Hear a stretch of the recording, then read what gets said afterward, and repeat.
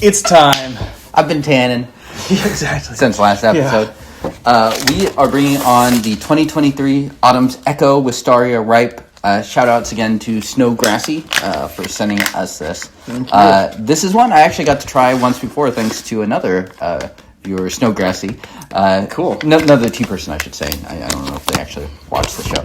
But yeah, it was an interesting ripe, and I was like, oh, wow, he sent another go, so we should bring this on. Very cool. Yeah. Shout outs to both of those folks. Nice. And I was just saying before the episode, this is going to be one of the younger ripes I've had in a while. Yes, and kind of by extension, just younger teas, period. True. I guess we do drink the occasional Hong or Oolong or whatnot. Mm-hmm. I mean, I've been drinking white tea and black tea. So. It's got a, I mean, as you might expect for a fancier ripe, it has kind of a more higher toned aromatics to it than your kind of replacement level Jolly Ripe or something like that. There's a nice fruit thing on this that smells really great. Yeah. You still, to this day, continue to drink a lot of ripe, yeah? Mm-hmm. Yeah. Yeah. By volume, 30%, 40%, I'd say. Something like that. It's quite a bit, yeah. Yeah. And, yeah, fair amount of variety in the oxidation at this point still.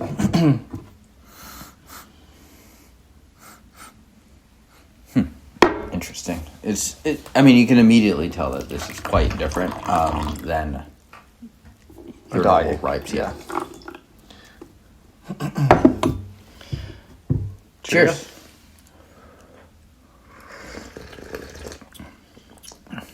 Whoa. Very different. Yeah. Wow. Very interesting. A lot of so like immediate fruit sweetness and then like bitter, like very noticeable bitter.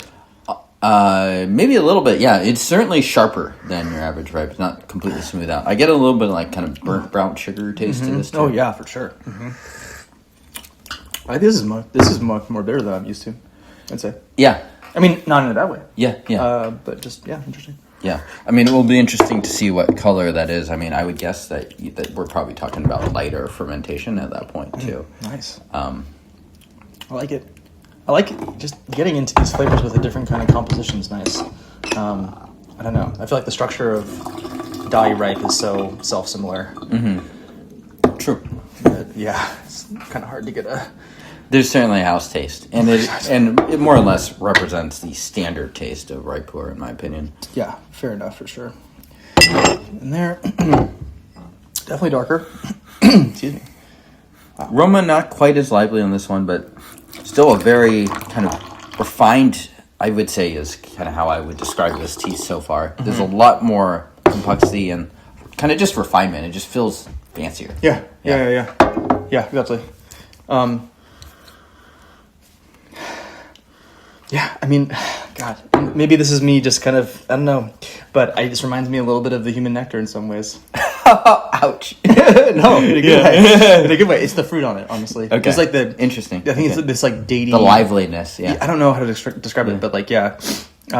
What do you think of the texture on this? We only have one steeping, so... It's interesting. I mean, it's just a lot sharper than you're used to. I would say I'm getting real aftertaste from this, which is not something that you have usually. Right.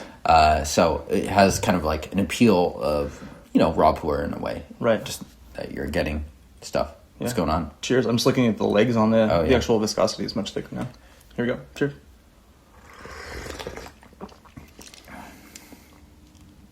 Ooh, yeah. It really is quite bitter. Interesting. Yeah. I like it a lot. Yeah. I think it's more bitter than the raw I had this morning. Very possible. I mean, what's the age difference on those two teas? I mean, 20 years. Yeah. So, not too crazy. Nice. But not off-putting, no off flavor, no like Woodway wet pile taste. Yeah. But like to your point about the lasting character of this tea, much stronger lasting character than average, I'd say. Yeah, for sure. I think the aftertaste is definitely a standout. I think this last steep has moved into a little bit more familiar ripe territory in terms of just its base level flavor notes. Sure. Vanilla, creaminess. Woodiness, yep. Yeah. Still continues to be quite a bit sharper, and I think that's probably what's also helping to generate the aftertaste is the quality of the material. Yeah. This more different than you expected? Yeah. Okay. Quite a bit.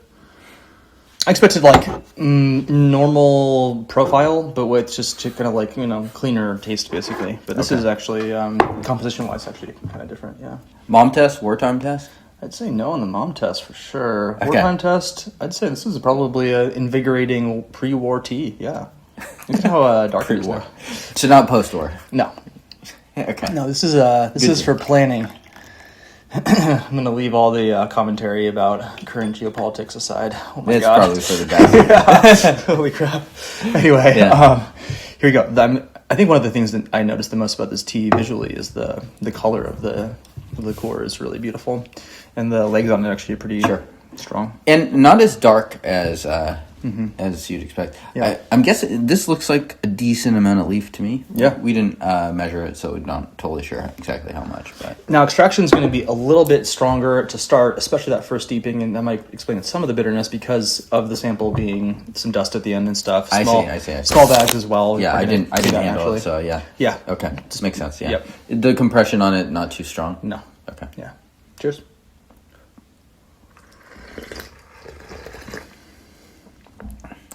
Ooh, it kind of has this fruit peachy note to it now.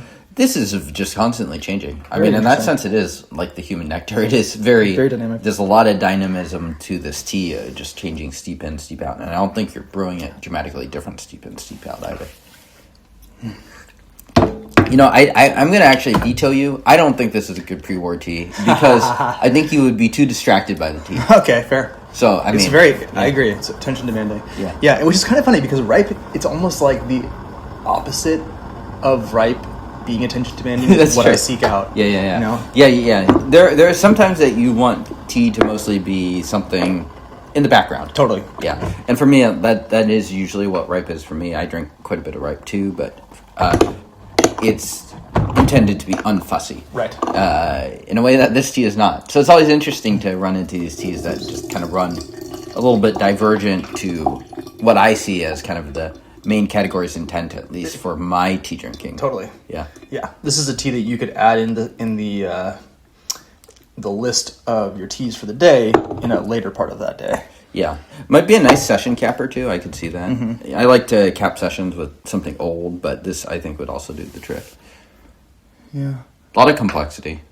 And I wonder if that's just by virtue of the diversity of the oxidation in the leaves. And are we going to age out some of that complexity over time here, given this is a younger tea? It's certainly possible. Yeah, I wonder. It's pretty dang good right now, to say. I'm kind of surprised. I expected this to be a bit, not ready. So. Like Woodway. Yeah, exactly. Just having some funky sourness to it, but this is really nice. Yeah. This is great. It's very sturdy too, I'm going to say. It's not complex in a really delicate way. It's got good body. It's got a good backbone to it too. That's a good way of putting it. And to say it differently, you don't need a lot of guesswork and woo-woo. I'm getting slight elderberries. It's no, it's strongly datey, Yeah. Yeah, it's got strong character to it. Where can people buy it? What's the context around? I think you can buy it. Yes. Yeah, just on the Wistaria site. I don't think it's cheap. I think it's probably about $1 a gram. Right. So pretty pricey for a ripe tea, but it's still completely doable for a lot of people, especially if you get it in smaller quantity. Split a cake with some friends, and I think this is one to check out. Actually, totally, even for $1 a gram. Yeah, and I think this is the ripe that is probably going to please drinkers that don't drink a lot of ripe. Because if I bought this, I wouldn't be able to drink this like my normal ripes. Right. I would need to, I would treat it differently. Right. And not even because of the price point, just because of the flavor profile. Yes, Totally. exactly. Yeah. Even if it was cheap. Yeah. There's the Viet Sun ripe that I have. It's just kind of a similar thing. And it's not not even an expensive tea necessarily, but the profile itself is so specific that I really want to be craving it. Otherwise, it's not like a stand-in ripe. So it's more of a specialist sort of thing, rather than a utilitarian. Exactly. I can have this whenever. I can kind of have that 2012 Xiaofa, the Bada brick, Yeah. anytime, and dye ripe. A lot of that's pretty. Totally. Yeah. And I can just, if I want to give up on it midway or whatever, a kid falls down and cries. Yeah. Then I can go do that and it's happy and good. I'm guessing this is a no on the ultralight. Actually, I would say, I think you're right, honestly, which is pretty uncommon for ripe. But I think it would be too strong. Yeah. Yeah. I think it So would be so too it's a no on the mom, no on the wartime, and no on the ultralight. What a film. And yet we love it. Yeah. Interesting. I mean, when would you drink this tea? I say then just it's like if you're a mom or if you're at war or if you're hiking. I mean, those are the only three scenarios in life, yeah. right? So Where else? basically never. Okay. We did this. We'll do one more. Yeah. I can tell you're really liking this because we're drinking a lot of it. Yeah. Yeah. No, this is really nice. You know, it continues to be very sharp. So I'm just, let's look at these leaves. Yeah. They are definitely not pitch black. So, Right. and there is kind of a gradation in the color. Some are lighter than others. So I do think we're doing at least with somewhat light fermentation. Totally. Yeah, exactly. I wouldn't call this the like hybrid that we've had from the Baifu Zongkong thing. It's not weird like those Right. teas. Yeah. Right. Yeah, it still tastes like a ripe, but to your point, it has the raw character in it. Like some of the raw lubas I've had can just have a bit of a, when they're younger, a bit of a not grassy, but greener character. Sure. This doesn't even have that necessarily. I don't know. It's not like it's, like there's like green boughs that are bitter. The bitterness on this is, I don't know how to describe it. Kind of like to your point about like burnt sugar a little bit. Yeah. I mean, it's a little bit like raw pour bitterness in a way. Sure. Yeah. And interestingly, for those that are especially curious, Wistaria did press a raw cake with the same material as this. Oh, cool. So, very if one was interesting. interested, you Yeah. could go out and buy them. Myself, I'm not a young Shang partaker, Right, so right. I would not do it. But myself, still, it'd be an interesting comparison. And like, if you really if you really are curious, that might help to answer some of those questions. Yeah. Wistaria.com, check them out. I don't think they're actually Wistaria.com. Oh. Wistaria Tea House in Taipei. Got it. Okay. Yeah. Got it. My bad. Probably end up on some flower site or Yeah, something. exactly. That's fair. Yeah. Give them a Google. And again, thank you to Mr. Sparkles. Mr. Sparkle. Sorry. What? Snowgrassy. Snowgrassy. Sorry. Yo, I'm on baby brain. Okay. Thanks, Mr. Sparkle. Oh God, I just created another meme. I can tell. Mr. Sparkle. Sorry, Mr. Sparkles. Did not pass the wartime test. Oh God. Why do people watch this? I don't know. Just watch the James in between the sounds. Shout out to Mr. Sparkle, whoever you are, wherever you are. Fuck up, man. Leave me alone, bro. We're killing it. Oh God. Cheers. I can't even fucking drink my tea.